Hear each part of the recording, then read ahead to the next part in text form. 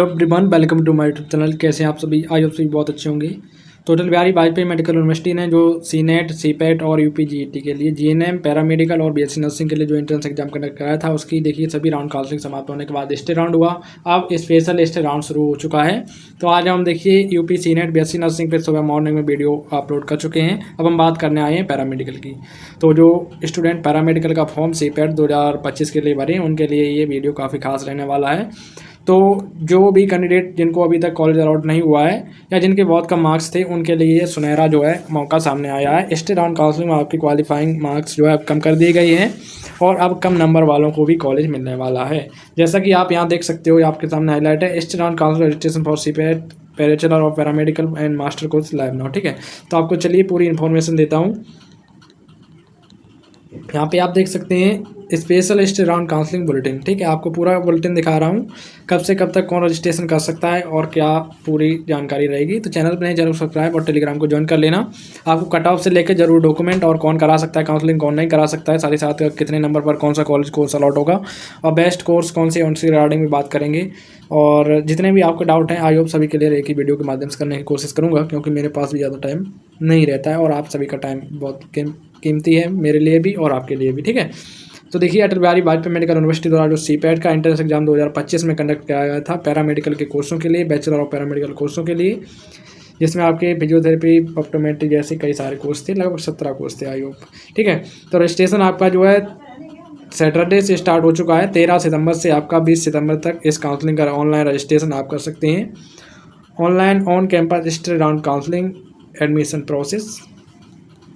ठीक है, तो आप इसका रजिस्ट्रेशन जो है, आप सभी को जो भी इस राउंड में पार्टिसिपेट करना चाहते हैं, उन्हें 13 से लेकर 20 सितंबर के बीच में इसमें ऑनलाइन रजिस्ट्रेशन करना रहेगा। ऑनलाइन रजिस्ट्रेशन के लिए कितनी फ़ीस पेमेंट करनी रहेगी, लेकिन उससे पहले आपको बताएं कि आपको जो है काउंसलिंग के लिए कब बुलाया जाएगा। 20 तक आप रजिस्ट्रेशन कर सकते हो और 24 तारीख को दिन बुधवार को आपको ऑफलाइन जो है अटल बिहारी वाजपेयी मेडिकल यूनिवर्सिटी के कैंपस में जाना रहेगा काउंसलिंग के लिए।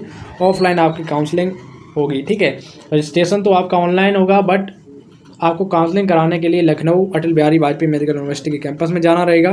देखिए एड्रेस इन्होंने दे रखा है, Atal Bihari Vajpayee medical university UP, CG city, Sultanpur road, Lucknow. आपको यहाँ पे जाना रहेगा। इस गूगल मैप के माध्यम से आप जो है बड़ी आसानी से जा सकते हैं।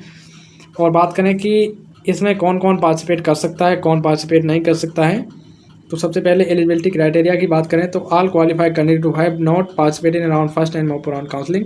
ऐसे कैंडिडेट जिन्होंने फर्स्ट राउंड और मॉप राउंड में पार्टिसिपेट नहीं किया या स्टे राउंड में पार्टिसिपेट नहीं किया, वो इस राउंड में पार्टिसिपेट कर सकते हैं।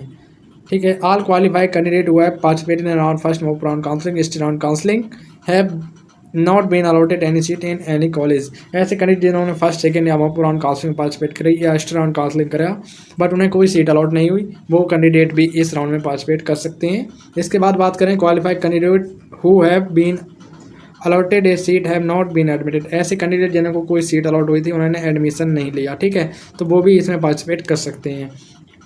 इसके अतिरिक्त बात करूँ, all qualified candidate who have taken admission in a college have resigned from the college before the 31/7/2025 से पहले जिन्होंने रिजाइन कर दिया है, वो कैंडिडेट भी इसमें एडमिशन ले सकते हैं। ऐसे कैंडिडेट हैं जिन्हें कोई कॉलेज अलॉट हुआ लेकिन उन्होंने रिजाइन कर दिया, वो भी इसमें पार्टिसिपेट कर सकते हैं। ठीक है, इसके बाद बात करें ऐसे कैंडिडेट जो इस राउंड काउंसलिंग में पार्टिसिपेट ही नहीं कर सकते बिल्कुल भी। ठीक है, तो candidate who have been admitted seat have been admitted by the college. ऐसे कैंडिडेट जो कॉलेज में पढ़ रहे हैं, जिन्होंने एडमिशन प्रक्रिया कंप्लीट कर ली है, तो वो इसमें पार्टिसिपेट नहीं कर सकते। ठीक है, candidate who have been admitted by college after resign, जो कैंडिडेट 30/7/2025 के बाद रिजाइन कर रहे हैं, वो भी इसमें पार्टिसिपेट नहीं कर सकते।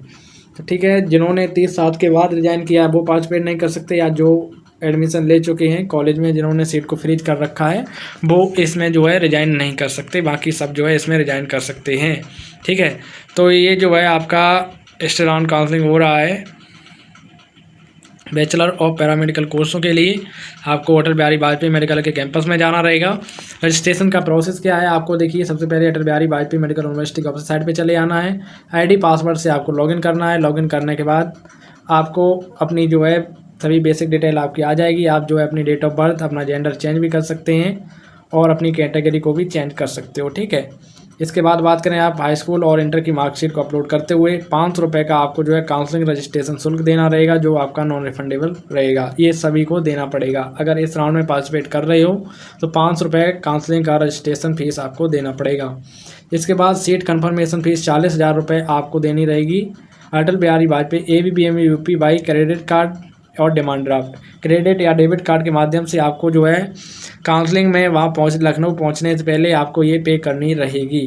ठीक है, अगर आप ये पे नहीं करते हैं तो आप काउंसलिंग से बाहर कर दिए जाओगे। ठीक है, तो आप डिमांड ड्राफ्ट बनवा सकते हैं। डिमांड ड्राफ्ट बड़े आराम से जो आपको बैंक से बनवा सकते हैं, या फिर आप जो है वहाँ पहुँचने से पहले एक दिन पहले या फिर कुछ घंटों पहले जो आप क्रेडिट या डेबिट कार्ड के माध्यम से पेमेंट करके उसकी रिसिप्ट जो है अपने साथ ले जा सकते हो। लेकिन ऑन स्पॉट आप जो है पेमेंट नहीं कर सकते। ठीक है, और ऑन स्पॉट जो है आप काउंसलिंग का रजिस्ट्रेशन भी नहीं कर सकते।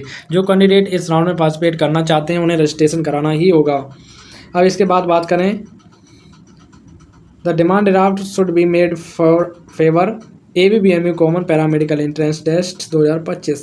तो देखिए, जो आपको डिमांड ड्राफ्ट बनवाना है वो ABBMU common paramedical entrance test 2025 Lucknow के नाम से बनवाना है। आप बैंक वालों को बता देना, वो आराम से जो है बना देंगे। इसके बाद बात करें, the candidate who have already submitted seat confirmation fees are not required to redeposit seat confirmation fees. ऐसे कैंडिडेट जिन्होंने पहले से जो है 40,000 का सीट कंफर्मेशन फीस पे कर रखा है, या फिर सीट को छोड़ा है, रिजाइन करा है, या फिर एडमिशन नहीं लिया है पर 40,000 का पेमेंट कर चुके हैं, उनको दोबारा से 40,000 देने की कोई आवश्यकता नहीं है।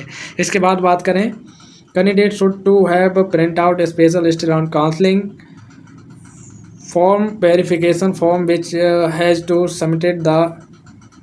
आपको देखिए अपने सभी ज़रूरी दस्तावेज लेकर जाने हैं, जिसमें आपका ओरिजिनल सर्टिफिकेट आपके ज़रूरी होने चाहिए, आपके जो ओरिजिनल डॉक्यूमेंट हैं विद आपके सेल्फ अटैच्ड फ़ोटोकॉपी सेट के साथ। और इसी के साथ साथ सबसे ज़रूरी आपका जो है मेडिकल फिटनेस सर्टिफिकेट लगेगा। इसके बगैर आपको वहाँ पर जो है काउंसलिंग नहीं कराने दिया जाएगा। तो ये आप मेडिकल फिटनेस सर्टिफिकेट किसी भी मेडिकल कॉलेज से, गवर्नमेंट मेडिकल कॉलेज से या डिस्ट्रिक्ट हॉस्पिटल से बनवा लेना। ठीक है, ये गलती आपको बिल्कुल भी नहीं करनी है। सेल्फ अटैच डॉक्यूमेंट आपको क्या साथ में ले जाने हैं, देखिए self attach with photo copy के साथ आपको ये डॉक्यूमेंट ले जाने हैं, और ओरिजिनल भी ले जाने हैं। अगर आप ओरिजिनल नहीं ले जाते हो तो आपको वहाँ काउंसलिंग में हो सकता क्या है, काउंसलिंग में नहीं बैठना दिया जाएगा, साफ साफ रूल में लिख रखा है।